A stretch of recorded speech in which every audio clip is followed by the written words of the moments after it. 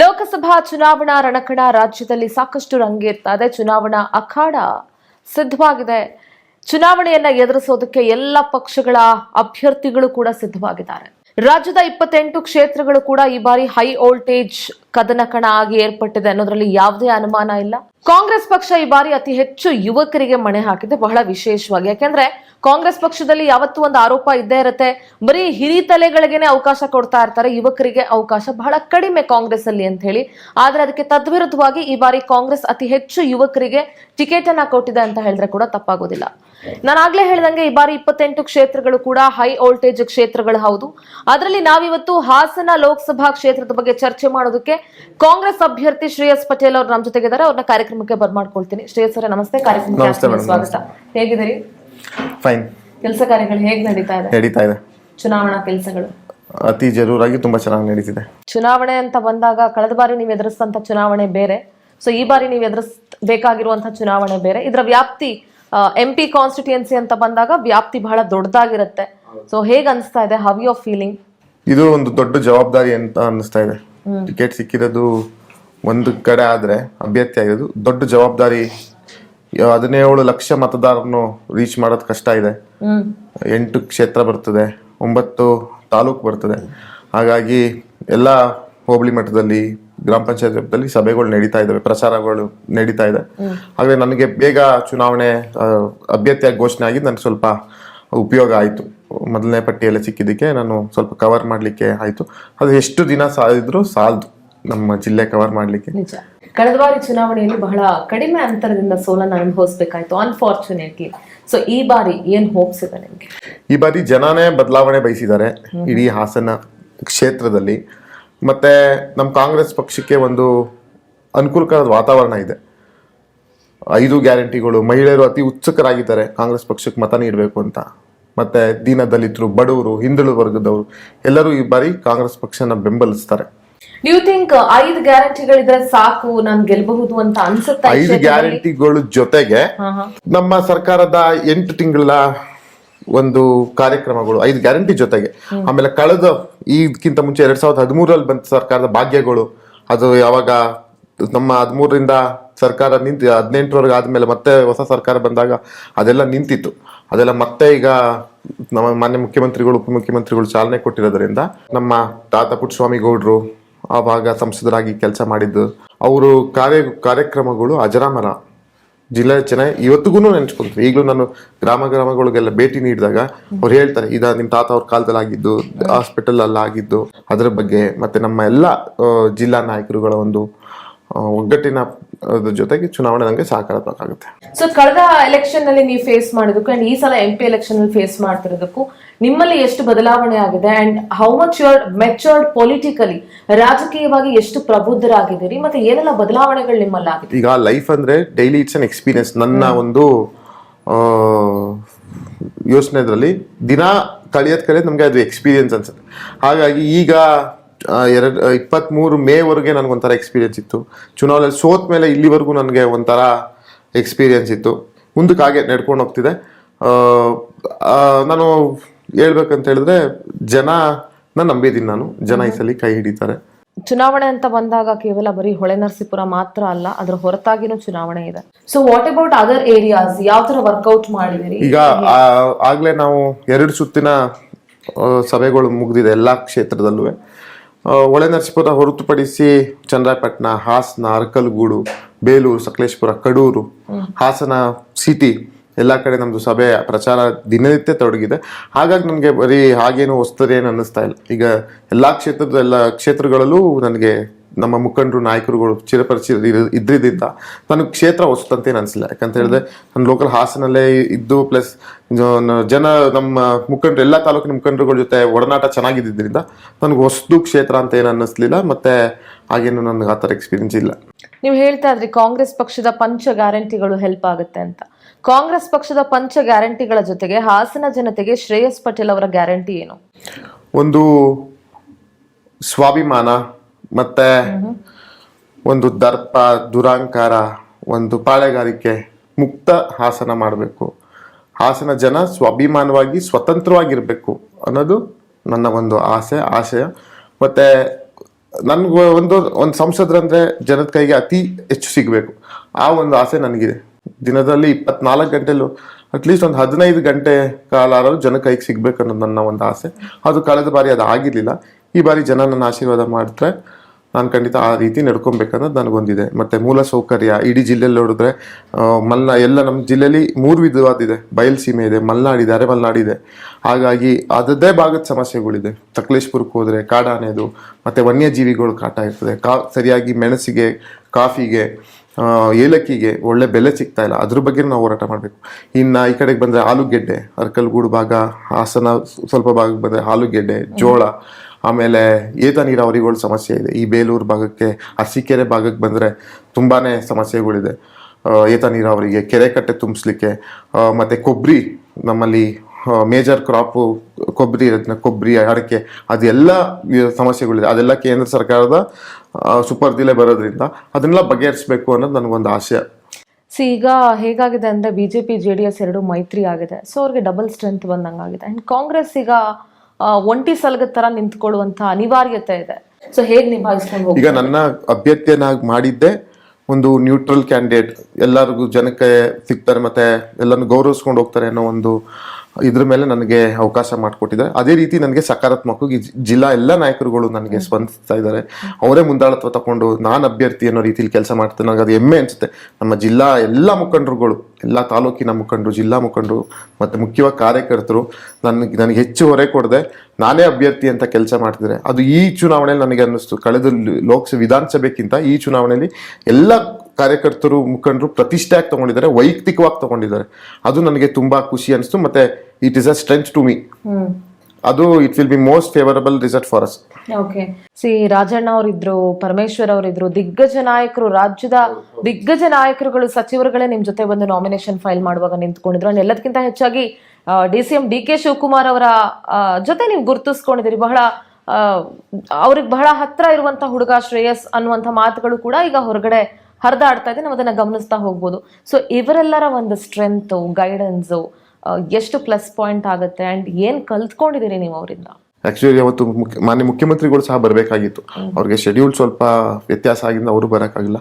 ಅದು ನನಗನ್ನಿಸ್ತು, ನಾನು ಇಷ್ಟು ಅವರು ನನ್ನ ಮೇಲೆ ನಂಬಿಕೆ ಇಟ್ಟಿದ್ದಾರೆ, ಆ ನಂಬಿಕೆ ನಾನು ಉಳಿಸ್ಕೊಬೇಕು, ಪ್ರಾಮಾಣಿಕವಾಗಿ ಅವ್ರಿಗೆಲ್ಲ ನಮ್ಮ ಪಕ್ಷಕ್ಕೆ ನಾನು ಇರಬೇಕು ಅನ್ನೋದು ನನಗೆ ತುಂಬಾ ಅನ್ನಿಸ್ತು. ಪ್ಲಸ್ ನನ್ನ ಪಕ್ಷಕ್ಕೆ, ನಮ್ಮ ನಾಯಕರಿಗೆ ನನಗೆ ಹೆಮ್ಮೆ ಅನ್ನಿಸ್ತು. ಅವ್ರ ಬಗ್ಗೆ ಆ ನಂಬಿಕೆನ ನಾನು ಉಳಿಸ್ಕೊಬೇಕು, ಬದ್ಧನಾಗಿರ್ಬೇಕು ಅದಕ್ಕೆ. ಸೊ ಅಂದ್ರೆ ಇವಾಗ ಇದು ಶ್ರೇಯಸ್ ಗೆಲುವು ಅನ್ನೋದಕ್ಕಿಂತ ಪಕ್ಷದ ಗೆಲುವು ಆಗ್ತಾ ಇದೆ. ಅಂಡ್ ಎಲ್ಲರೂ ಕೂಡ ಸ್ವತಂತ್ರವಾಗಿ ಇದರಲ್ಲಿ ಕ್ಯಾಂಪೇನಿಂಗ್ ಗೆ ತೊಡಗಿಸ್ಕೊಂಡು, ಅರಸೀಕೆರೆ ಶಾಸಕರ ದೊಡ್ಡ ಬೆಂಬಲ ನಿಮ್ಗಿದೆ ಅಂತ ಕೂಡ ನಾವು ಕೇಳ್ಪಟ್ವಿ. ಸೊ ಯಾವ ತರ ನಡೀತಾ ಇದೆ? ಎಲ್ಲ ತಾಲೂಕಲ್ಲೂ ಈಗ ಅವರೇ ಮುಂದಾಳ್ತ್ವ. ಎಲ್ಲ ಈಗ ಅರಸೀಕೆರೆಯಲ್ಲಿ ಮಾನ್ಯ ಶಿವಲಿಂಗಣ್ಣ ಅವರವರು, ಬೇಲೂರಲ್ಲಿ ಶಿವರಾಮಣ್ಣ ಅವರು, ಇವತ್ತು ನಾವು ಇಲ್ಲೆಲ್ಲ ಪ್ರಚಾರ ಮಾಡಿದ್ವಿ. ಅವರವರ ಮುಂದಾಳತ್ವದಲ್ಲಿ ತಗೊಂಡು ಅವರೇ ಇಂಥ ಕಡೆ ಬಾ, ಈಗ ಬಾ ನಾವೆಲ್ಲ ರೆಡಿ ಮಾಡಿದ್ದೀವಿ, ನೀನು ಬಂದು ಅವ್ರು ಹೇಳ್ತಾರೆ ಅಷ್ಟೇ, ನೀನು ಬಂದು ಭಾಷಣ ಮಾಡ್ಬಿಟ್ಟು ಹೋಗು, ನಾವೆಲ್ಲ ರೆಡಿ ಮಾಡಿರ್ತೀವಿ ಅಂತಾರೆ. ಆ ಮುಂದಾಳತ್ವ ತಗೊಂಡು ನಮ್ಮ ಫ್ಯಾಮಿಲಿಯಲ್ಲಿ ಹೇಗೆ ಒಂದು ಕುಟುಂಬ ಅಂತ ಹೇಳಿದಾಗೆ ನಮ್ಮ ತಂದೆ ಸ್ಥಾನದಲ್ಲಿ ನಿಂತ್ಕೊಂಡು ಒಂದು ಕುಟುಂಬನ ಮುನ್ನಡೆಸ್ತಾರೆ, ಅದೇ ರೀತಿ ಅವರೆಲ್ಲ ನನಗೆ ಧೈರ್ಯ ತುಂಬಿ ಮುನ್ನಡೆಸ್ತಿದ್ದಾರೆ. ಆ ಧೈರ್ಯದ ಮೇಲೆ ನಾನು ಚುನಾವಣೆ ಎದುರಿಸ್ತಿದ್ದೀನಿ. ಒಳ್ಳೇದಾಗುತ್ತೆ. ಈಗ ಪ್ರಜ್ವಲ್ ಅವರನ್ನ ತೆಗೆದುಕೊಂಡಾಗ ಸೊ ಅವ್ರು ಹೇಳ್ತಾರೆ, ನಾವು ಸಾಕಷ್ಟು ಡೆವಲಪ್ಮೆಂಟ್ ಮಾಡಿದೀನಿ, ಒಂದು 11-11.5 ಸಾವಿರ ಕೋಟಿ ದುಡ್ಡನ್ನ ನಾನು ಕ್ಷೇತ್ರಕ್ಕೆ ತಂದಿದ್ದೀನಿ. ಸೊ ಸಾಕಷ್ಟು ಫ್ಯಾಕ್ಟ್ರೀಸ್ ಅಂದ್ರೆ ಇಂಡಸ್ಟ್ರೀಸ್ನ ತಗೊಬಂದಿದ್ದೀನಿ, ಈ ಥರ ಏನಾದರೂ ಹೇಳ್ಬಹುದು. ಸೊ ಅದಕ್ಕೆ ನೀವು ಏನ್ ಮಾಡಬೇಕು ಅಂತ ಅಂದ್ಕೊಂಡಿದ್ದೀರಾ, ಅಥವಾ ಅವರು ಮಾಡಿರುವಂತಹ ಡೆವಲಪ್ಮೆಂಟ್ ಅಲ್ಲಿ ನೀವು ಎಷ್ಟು ಗಮನಿಸಿದ್ದೀರಾ, ಎಷ್ಟು % ಅವ್ರು ಇನ್ನೂ ಬಾಕಿ ಉಳಿಸಿದ್ದಾರೆ ಅಂತ ಅನ್ಸುತ್ತೆ, ಅದನ್ನ ನೀವು ಫುಲ್ಫಿಲ್ ಮಾಡಬಹುದು ಅನ್ಸುತ್ತೆ? ಈಗ MP ಲ್ಯಾಡ್ ಅನುದಾನ ಬರದೆ ಒಬ್ಬ ಸಂಸತ್ ಸದಸ್ಯರಿಗೆ 5 ಕೋಟಿ ಅಂತ ಅನ್ಕೊಂತೀನಿ. 12,000 ಕೋಟಿ ಎಲ್ಲಿ ತಂದು ಅನ್ನೋದು ನನಗೂ ಅದ್ರ ಬಗ್ಗೆ ಕ್ಲಾರಿಟಿ ಇಲ್ಲ. ಬಹುಶಃ ಅತಿ ಸ್ಟ್ರಾಂಗೆಸ್ಟ್ ಸಂಸದರು ಸಹ ನಮ್ಮ ರಾಜ್ಯ ಬಿಜೆಪಿಯಲ್ಲಿ ತಂದಿರೋದ್ ಕಾರಣ ಅದು ಇವರು ಯಾವ ಮಟ್ಟದಲ್ಲಿ ಯಾವ ಕ್ಯಾಲ್ಕುಲೇಷನ್ ಅಲ್ಲಿ ಹೇಳ್ತಿದ್ದಾರೆ ಅನ್ನೋದು ಅದು ಯಕ್ಷ ಪ್ರಶ್ನೆ. ಒಂದು. ಎರಡನೇದು, ಯಾವುದು ಕೈಗಾರಿಕೆಗಳು ಅಂತದ್ದು ನಮ್ಮ ಜಿಲ್ಲೆಯಲ್ಲಿ ಇಲ್ಲ. ನಾನು ಕಳೆದ ವಿಧಾನಸಭೆ ಚುನಾವಣೆಯಲ್ಲಿ ನಾನು ಇದೇ ಹೇಳಿದ್ದೆ. ಈಗ ವೈಯಕ್ತಿಕವಾಗಿ ಒಂದು 3-4 ಇರ್ಬೋದು, ಅದು ಜಿಲ್ಲಾ ಹೆಡ್ ಕ್ವಾರ್ಟರ್. ಇನ್ನು ಬೇರೆ ಯಾವ ತಾಲೂಕು ಹೆಡ್ ಕ್ವಾರ್ಟರ್ಸ್ ಇಲ್ಲ. ಅದು ಅರಸೀಕೆರೆಯಲ್ಲಿ ಬಿಟ್ಟರೆ, ಅರಸೀಕೆರೆ ಒಂದಷ್ಟು ಗಾರ್ಮೆಂಟ್ಸ್ ಇದೆ, ಅದು ಬಿಟ್ಟರೆ ಈಗ 5 ವರ್ಷದಲ್ಲಿ ಯಾವ್ದು ಹೊಸ ಕೈಗಾರಿಕೆಗಳು ಓಪನ್ ಆಗಿಲ್ಲ. ಅದು ಕೇಂದ್ರ ಸರ್ಕಾರದಿಂದ ಯಾವ್ದು ಅನುಮೋದನೆ ಮಾಡಿ ತಂದಿಲ್ಲ. ಅದು ಎಲ್ಲೋ ನಮಗೂ ಸಹ ಬೇಜಾರು. ಯಾಕಂತ ಹೇಳಿದ್ರೆ ಪಾಪ ಯುವತಿಯರು 8,000 10,000 ಸಂಬಳಕ್ಕೆ, ಹುಡುಗರು ಪಾಪ ಅವೆಲ್ಲ ಡಿಗ್ರಿ ಮಾಡಿರ್ತವೆ, 10,000 12,000 ಸಂಬಳಕ್ಕೆ ಪರದಾಡ್ಕೊಂಡು ಹಾಸನಕ್ಕೆ ಬರ್ತಾರೆ. ತಾಲೂಕ್ ಹೆಡ್ ಕ್ವಾರ್ಟರ್ಸ್ ಇಂದ ಅದು ಬಸ್ ಚಾರ್ಜ್ಗೋ ಇಲ್ಲ ಇದಕ್ಕೆ ಮುಗ್ದೋಗ್ತದೆ ಅವರ ಅರ್ಧ ಸಂಬಳ ಊಟ ತಿಂಡಿಗೆ ಎಲ್ಲ. ಹಾಗಾಗಿ ಮತ್ತೆ ನಿರುದ್ಯೋಗ ನಮ್ಮ ಜಿಲ್ಲೆ ತುಂಬಾನೇ ಇದೆ. ಹುಡುಗರಂತೂ ಪಾಪ ಕೆಲಸ ಇಲ್ಲದೆ ಊರು ಮುಂದೆ ಕೂತಿರ್ತಾರೆ. ನಿರುದ್ಯೋಗ ಜೊತೆಗೆ ಇಂಟರ್ಲಿಂಕ್ ಅಂತ ಹೇಳಿದ್ರೆ ಉದ್ಯೋಗ ಇಲ್ದಿದ್ರೆ ಪಾಪ ಅವ್ರಿಗೆ ಮದ್ವೆ ಮಾಡಿ ಈ ಕಾಲದಲ್ಲಿ ಹೆಣ್ಣು ಕೊಡಲ್ಲ. ಅದು ದೊಡ್ಡ ಸಮಸ್ಯೆ ಇದೆ. ಅದೆಲ್ಲ ನೋಡ್ತಾ ಹೋದ್ರೆ ಎಲ್ಲೋ ನನಗೂ ಸಹ ಈ ಬಾರಿ ನಂಗೆ ಜನ ಆಶೀರ್ವಾದ ಮಾಡಿದ್ರೆ ಏನಾದ್ರೂ ಮಾಡಿ ಕೇಂದ್ರ ಸರ್ಕಾರದಿಂದ ಒಂದಷ್ಟು ಇಂಡಸ್ಟ್ರೀಸ್ನ ತಾಲೂಕು ಮಟ್ಟದಲ್ಲಿ ತರಬೇಕು ಅನ್ನೋದು ನನಗೊಂದು ಆಸೆ. ಕೇವಲ ನೀವು ಈಗ ಡಿಸ್ಟ್ರಿಕ್ಟ್ ಹೆಡ್ ಕ್ವಾರ್ಟರ್ಸ್ಗೆ ಸೀಮಿತವಾಗ್ತಿರೋ ಇಲ್ಲ ತಾಲೂಕ್ ಹೆಡ್ ಕ್ವಾರ್ಟರ್ಸ್ಗಳಲ್ಲೂ ನಿಮ್ಮ ಸೇವೆಯನ್ನ ವಿಸ್ತರಿಸಿ ಅಲ್ಲಿನ ಯುವಕರಿಗೂ ಕೂಡ ಏನಾದ್ರೂ ಮಾಡಬೇಕು ಅಂತ ಇದ್ರೆ what you want to do for the youth of your constituency? ನನ್ನ main aim is women and youth empowerment. ಈಗ ಒಬ್ಬ ಮಹಿಳೆ, ಈಗ ನಮ್ಮ ಸರ್ಕಾರ ಆಯ್ತು 2,000 ಕೊಡ್ತಿದ್ದಾರೆ, ಅದೆಲ್ಲ ಒಂದು ಸ್ವಂತವಾಗಿ ಅವ್ರ ಕಾಲ ಮೇಲೆ ನಿಂತ್ಕೋಬೇಕು. ಸ್ವಂತ ಮಹಿಳೆ ಆಗಿರ್ಬೋದು, ನಮ್ಮ ಯುವಕರಾಗಿರ್ಬೋದು, ಅವರ ಉದ್ಯೋಗ ಮಾಡೋದು, ಆ ರೀತಿ ಏನೊಂದು ಪ್ರೋತ್ಸಾಹ ಧನ ಕೊಡಿಸೋದು ಅಂಥದ್ದು ಮಾಡಬೇಕು ಅಂತ ನನ್ನ ಆಸೆ. ಯಾಕಂತ ಹೇಳಿದ್ರೆ ಇವೆಲ್ಲ ನಿಮ್ಗೆ ಗೊತ್ತಿರ್ತದೆ, ಎಲ್ಲ ಕುಟುಂಬದಲ್ಲೂ ವ್ಯತ್ಯಾಸ ಇರ್ತದೆ. ಒಂದೊಂದು ಕುಟುಂಬದಲ್ಲಿ ಗಂಡ ಹೆಂಡತಿ ಇಬ್ರು ದುಡಿಬೇಕು, ಒಂದು ಕುಟುಂಬದಲ್ಲಿ ಗಂಡ ಜವಾಬ್ದಾರಿ ತಗೊಂಡಿರಲ್ಲ, ಅವ್ನಿಗೇನೋ ಒಂದು ಸಮಸ್ಯೆ ಇರ್ತದೆ, ಅವ್ನು ಸರಿ ಇರಲ್ಲ, ಆಗ ಹೆಂಡತಿನೇ ಜವಾಬ್ದಾರಿ ತಗೋಬೇಕು. ಆವಾಗ ಪಾಪ ಮಹಿಳೆ ಮಕ್ಕಳನ್ನು ನೋಡ್ಕೊಂಡು ಗಂಡನ್ನು ಸಾಕೊಂಡು ಅವ್ರಿಗೆ ಜೀವನ ಮಾಡೋದ್ ಕಷ್ಟ ಇರ್ತದೆ. ಒಂದೊಂದ್ ಕಡೆ ಗಂಡ ಹೆಂಡತಿ ಇಬ್ರು ದುಡಿಬೇಕು, ಮನೇಲಿ ಮಕ್ಕಳಿಗೆ ಕಾನ್ಸಂಟ್ರೇಟ್ ಮಾಡೋಕ್ಕಾಗಲ್ಲ. ಆವಾಗ ಮಕ್ಕಳು ಮತ್ತೆ ಅವರು ಓದೋ ಕಡೆ ಗಮನ ಕೊಡದ ವಿದ್ಯಾವಂತರಾಗ್ತಾರೆ. ಅಂಥದ್ದೆಲ್ಲ ಆಗ್ಬಾರ್ದು ಅಂದ್ರೆ ಅಟ್ಲೀಸ್ಟ್ ಕೈಗೆಟುಕೊಂಗೆ ತಾಲೂಕು ಮಟ್ಟದಲ್ಲಿ ಕೆಲಸ ಹೋಗ್ಬೇಕು ಅನ್ನೋದು ನನ್ನ ಒಂದು ಆಸೆ. ವಿಧಾನಸಭಾ ಎಲೆಕ್ಷನ್ಸ್ಗೂ ನಿಮಗೆ ಟಿಕೆಟ್ ಸಿಕ್ತು, MP ಎಲೆಕ್ಷನ್ಗೂ ಟಿಕೆಟ್ ಸಿಕ್ಕಿದೆ. ಡೋಂಟ್ ಯು ಥಿಂಕ್ ಪಕ್ಷ ನಿಮ್ಮ ಮೇಲೆ ತುಂಬಾ ಟ್ರಸ್ಟ್ ಇಟ್ಟಿದೆ ಅಂಡ್ ತುಂಬಾ ದೊಡ್ಡ ಜವಾಬ್ದಾರಿ ಕೊಟ್ಟಿದ್ದಾರೆ? ಪಕ್ಷ ನನಗೆ ಗುರುತಿಸಿ ನನಗೆ ನಮ್ಮ ಕುಟುಂಬಕ್ಕೆ ಇದಕ್ಕೆ 5ನೇ B ಫಾರ್ಮ್ ಕೊಟ್ಟಿರೋದು ನನಗೆ. ನಮ್ಮ ಕುಟುಂಬ, ನಮ್ಮ ತಾಯಿಗೆ 2 ಸಲ, ನನಗೊಂದ್ಸಲಿ, ನಾನು ಜಿಲ್ಲಾ ಪಂಚಾಯತ್ ಸದಸ್ಯನಾಗಿದ್ದೆ ಒಂದ್ಸಲಿ, ಈಗ ಮತ್ತೆ ನನ್ನ ಲೋಕಸಭೆ ಕೊಟ್ಟಿದ್ದಾರೆ. ಆ ಜವಾಬ್ದಾರಿ ನನಗೆ ಮೇಲಿದೆ, ದೊಡ್ಡ ಸವಾಲಿದೆ. ಎಲ್ಲರನ್ನೂ ಒಗ್ಗಟ್ಟಾಗಿ ಕರ್ಕೊಂಡು ಹೋಗುವಂತ ಒಂದು ಸವಾಲಿದೆ. ಮತ್ತೆ ಎಲ್ಲಾರನ್ನೂ ಸಂಭಾಳಿಸ್ಕೊಂಡು ಹೋಗುವಂತ ಒಂದು ಕೆಲಸ ನನಗೆ ಆಗ್ಬೇಕಾಗಿದೆ. ಆ ಜವಾಬ್ದಾರಿ ನಾನು ನಿರ್ವಹಿಸ್ತೀನಿ ಅಂತ ಅನ್ಕೊಂಡಿದೀನಿ. ಬಹುಶಃ ರಾಜ್ಯ ಮಟ್ಟದ ನಾಯಕರು ಸಹ ಅದು ಇವ್ರು ಮಾಡ್ತಾರೆ ಅನ್ನೋ ಒಂದು ಧೈರ್ಯದ ಮೇಲೆ ನಂಗೆ ಕೊಟ್ಟಿದ್ದಾರೆ, ನಾನು ಉಳಿಸ್ಕೊಂಡು ಹೋಗ್ತೀನಿ. ಬಿಜೆಪಿ ಹಾಗೂ JDS ಕಾರ್ಯಕರ್ತರ ಒಳಜಗಳ ಕಾಂಗ್ರೆಸ್ಗೆ ಪ್ಲಸ್ ಆಗ್ಬಹುದಾ ಈ ಕ್ಷೇತ್ರದಲ್ಲಿ? ಆ ಥರ ಏನಿಲ್ಲ. ಜನನೇ ಈ ಸಲ ಮನ್ಸು ಮಾಡಿದ್ದಾರೆ. BJP ಅವರಾಗಿರ್ಬೋದು, JDS ಅವರಾಗಿರ್ಬೋದು, Congress ಅವರಾಗಿರ್ಬೋದು. ಈ ಸಲ ಒಂದು ಬದಲಾವಣೆ ತರಬೇಕು, ಹೊಸ ಮುಖಕ್ಕೆ ಒಂದು ಅವಕಾಶ ಮಾಡಿಕೊಡ್ಬೇಕು ಅಂತ ಅನ್ಕೊಂಡಿದ್ದಾರೆ. ಅವ್ರವ್ರ ಜಗಳ ಅದು ಅವ್ರಿಗೆ ಬಿಟ್ಟಿದ್ದು, ಅದ್ರ ಬಗ್ಗೆ ಪ್ರತಿಕ್ರಿಯೆಗೆ ನನಗೆ ಇಷ್ಟಪಡಲ್ಲ. ಸೊ ನಿಮ್ಮ ಪ್ಲಸ್ ಪಾಯಿಂಟ್ಸ್ ಏನು, ನಿಮ್ಮ ಎದುರಾಳಿಯ ಮೈನಸ್ ಪಾಯಿಂಟ್ಸ್ ಏನು? ನನಗೆ ನನ್ನ ಜನನೇ ಪ್ಲಸ್ ಪಾಯಿಂಟ್ಸು, ನಮ್ಮ ಕಾರ್ಯಕರ್ತರು, ನಮ್ಮ ಜಿಲ್ಲಾ ಮುಖಂಡರು ಅವರೇ ನನ್ನ ಪ್ಲಸ್ ಪಾಯಿಂಟ್ಸು. ಮತ್ತೆ ನಮ್ಮ ತಾತನವರ ಆಶೀರ್ವಾದ, ನಮ್ಮ ತಾಯಿಯವರ ಆಶೀರ್ವಾದ, ಅದೇ ಪ್ಲಸ್ ಪಾಯಿಂಟ್. ಇನ್ನು ನಾವು ಮೈನಸ್ ಪಾಯಿಂಟ್ಸ್ ಅಂತ ಹೇಳಕ್ ಹೋದ್ರೆ ಅದು ಜನನೇ ಹೇಳ್ತಾರೆ. ನೀವು ಸರ್ವೆ ಮಾಡ್ತಾ ಹೋದ್ರೆ ಜನನೇ ಹೇಳ್ತಾರೆ ಮೈನಸ್ ಪಾಯಿಂಟ್ಸ್. ನಾನು ಹೇಳೋದಕ್ಕಿಂತ ನಾನು ಹೇಳಿದ್ರೆ ಅದು ವಿರೋಧಿ ನಾನು, ಹಾಗಾಗಿ ಹೇಳದಂಗೆ ಆಗುತ್ತೆ. ಜನದ ಬಾಯಿಲೆ ನೀವು ಕೇಳಿದ್ರೆ ಗೊತ್ತಾಗ್ತದೆ ಏನೇನು ಮೈನಸ್ ಪಾಯಿಂಟ್ಸ್ ಇದೆ ಅನ್ನೋದು. ಸೊ ಅಂದ್ಕೊಂಡಿದ್ರ ನೀವು ನಿಮ್ಗೆ MP ಟಿಕೆಟ್? ನಾನಂತೂ ಖಂಡಿತ ಅನ್ಕೊಂಡಿರ್ಲಿಲ್ಲ, ನನ್ನ ಆಕಾಂಕ್ಷಿನೂ ಇರ್ಲಿಲ್ಲ.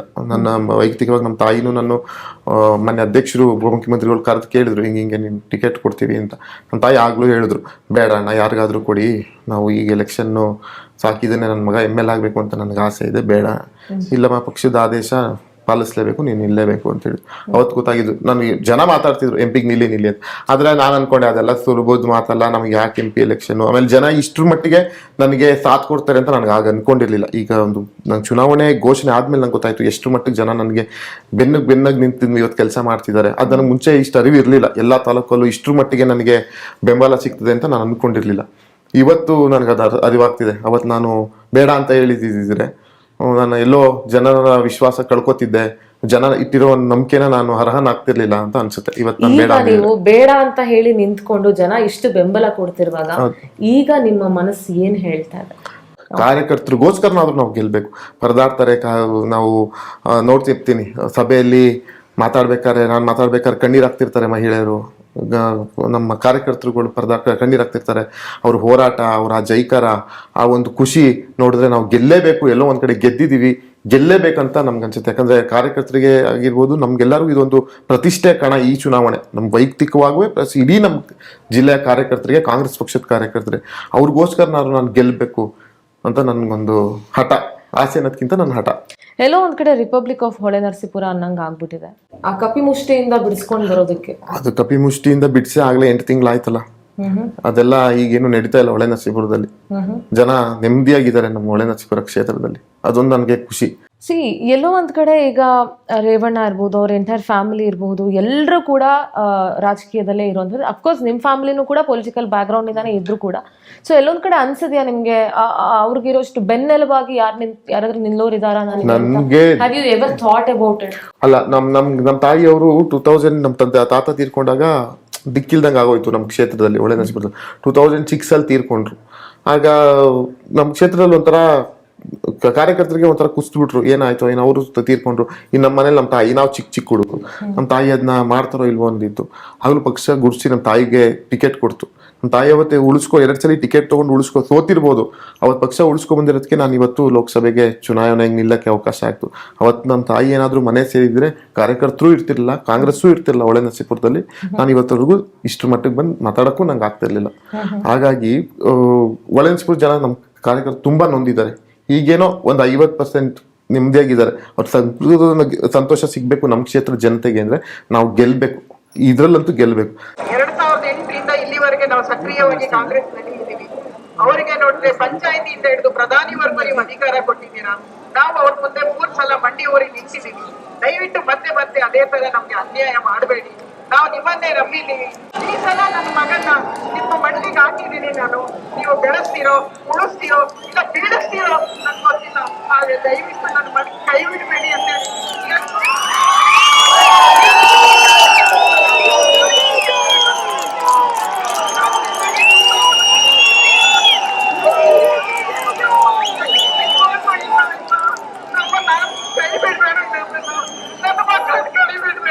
ಜನರಲಿ ಚುನಾವಣೆ ಆಗೋವರೆಗೂ ಒಂಥರ ಇರ್ತಾರೆ, ಚುನಾವಣೆ ಆದ್ಮೇಲೆ ಒಂಥರ ಇರ್ತಾರೆ ಅನ್ನೋದು ನೀವು ಕೂಡ ಹತ್ರದಿಂದ ಗಮನಿಸಿದ್ರಿ, ನಾವೆಲ್ಲರೂ ಕೂಡ ನೋಡಿದೀವಿ.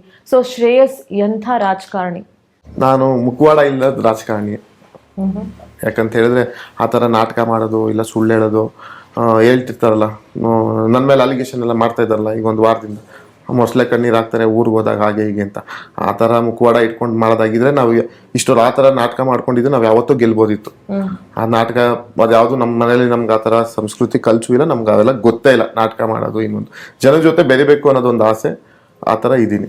ಯಾವ್ದಾದ್ರು ಒಂದು 2 ಕೆಲಸಗಳು ಯಾವುದು the most important work, priority work ಮಾಡಲೇಬೇಕು ನಾನು ಇದೆ ನನ್ನ ಕ್ಷೇತ್ರಕ್ಕೆ? ಥ್ರೂಔಟ್ ಡಿಸ್ಟಿಕ್ ನಗರಗಳಲ್ಲಿ ನ್ಯೂ UGD ಸಿಸ್ಟಮ್ಸ್ ತರಬೇಕು ಅನ್ನೋದು ನನಗೆ ತುಂಬ ಆಸೆ ಇದೆ. ಅದು ಸ್ಟೇಟ್ ಗೌರ್ಮೆಂಟ್ ಸೆಂಟ್ರಲ್ ಗೌರ್ಮೆಂಟ್ 2 ರೇಷಿಯೋದಲ್ಲಿ ತರ್ತಾರೆ. ಯಾಕಂತ ಹೇಳಿದ್ರೆ ಸುಮಾರು 106 ವರ್ಷದ ಮುಂಚೆ ಆಗಿರುವಂತಹ ಅಂಡರ್ಗ್ರೌಂಡ್ UGD ಅದನ್ನ ಭಾಗಶಃ ಎಲ್ಲ ಬದಲಾವಣೆ ಮಾಡಿಸ್ಬೇಕು ಅನ್ನೋದೊಂದು. ಮತ್ತೆ ಪ್ಯೂರ್ ಡ್ರಿಂಕಿಂಗ್ ವಾಟರ್ ತರಬೇಕು ಎಲ್ಲ ಕಡೆ. ಜಲ್ ಜೀವನ್ JJM ನಡೀತಾ ಇದೆ, ಹಾಗೂ ಅದು ಅಷ್ಟು ನಾವು ಅನ್ಕೊಂಡ ಮಟ್ಟಿಗೆ ಸಕ್ಸಸ್ಫುಲ್ ಇಲ್ಲ. ಹಾಸನ ಜಿಲ್ಲೆಯಲ್ಲಿ ಪ್ರೊಫೆಸರ್ಗಳ ಕೊರತೆ ಇದೆ, ವೈದ್ಯರ ಕೊರತೆ ಇದೆ. How you wanted to fulfil ಅದು ಸರ್ಕಾರದ ಗಮನಕ್ಕೆ ತಗೊಬಂದು ಯಾರು ಸಚಿವರು ಇರ್ತಾರೆ ಅವ್ರ ಗಮನಕ್ಕೆ ತಂದು ಮಾಡಿಸ್ಬೇಕು ಅನ್ನೋದು ನಮಗೂ ಇದೆ. ಮತ್ತೆ ಬೆಸ್ಟ್ ಎಜುಕೇಶನ್ ಕೊಡಿಸ್ಬೇಕು ಅನ್ನೋದು ನನ್ನ ಒಂದು ಆಸೆ ಮಕ್ಕಳಿಗೆ. ಈಗ ನಾವು ಸ್ವಲ್ಪ ಹಣವಂತರು ಒಳ್ಳೆ ಪ್ರೈವೇಟ್ ಸ್ಕೂಲ್ಗೆ ಸಿಲೆಬಸ್ CBSE ಸಿಲೆಬಸ್ ಇರೋರು ಸೇರಿಸ್ತಾರೆ.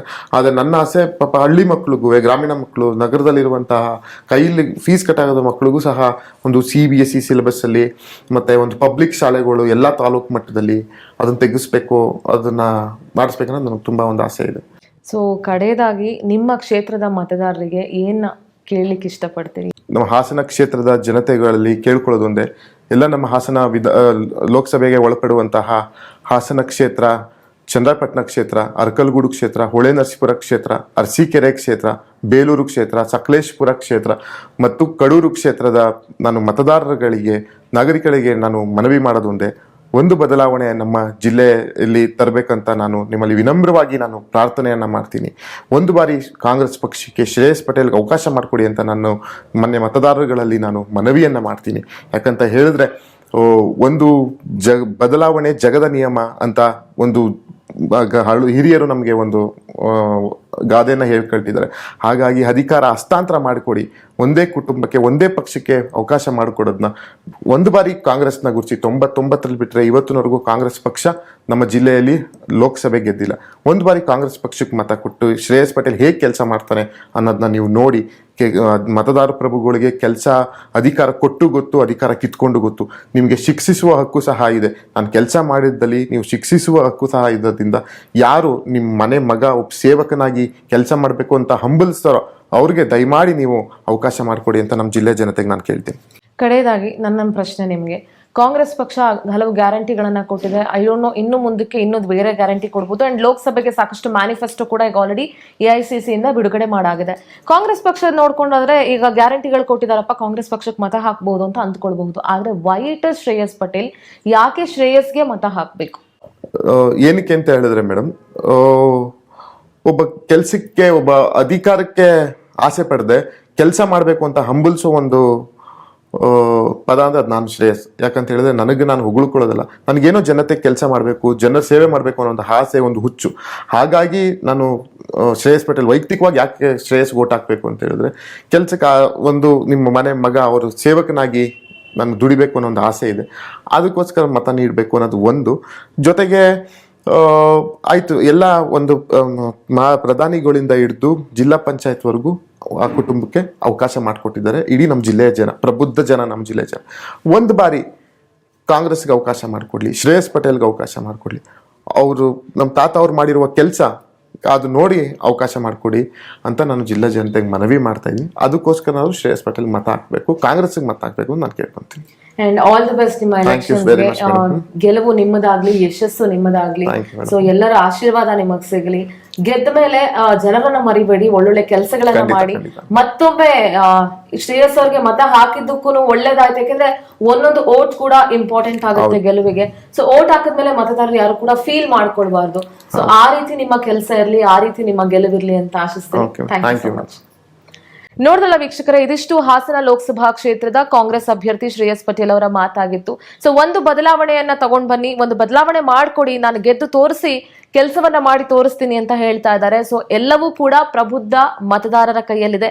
ಅವ್ರನ್ನ ಗೆಲ್ಸೋದು ಬಿಡೋದು, ಯಾರನ್ನ ಗೆಲ್ಸ್ಬೇಕು, ಯಾರಾಗಬೇಕು ನಿಮ್ಮ ಕ್ಷೇತ್ರದ ಸಂಸದರು, ಯಾರಾದ್ರೆ ನಿಮ್ಮ ಕೆಲಸಗಳಾಗತ್ತೆ ಅಂತ ನಿಮಗನ್ಸುತ್ತೋ ನಿಮ್ಮ ಮತ ಅವರಿಗಿರ್ಲಿ. ಆದ್ರೆ ಮತ ಹಾಕುವಾಗ ಎಚ್ಚರಿಕೆ ಇರ್ಲಿ ಅಂತ ಹೇಳ್ತಾ ಈ ಕಾರ್ಯಕ್ರಮ ಅಲ್ಲಿಗೆ ಮುಗಿಸ್ತಾ ಇದ್ದೀನಿ. ನೋಡ್ತಾ ಇರಿ ಪವರ್ ಟಿವಿ, ಇದು ನಿಮ್ಮ ಶಕ್ತಿ.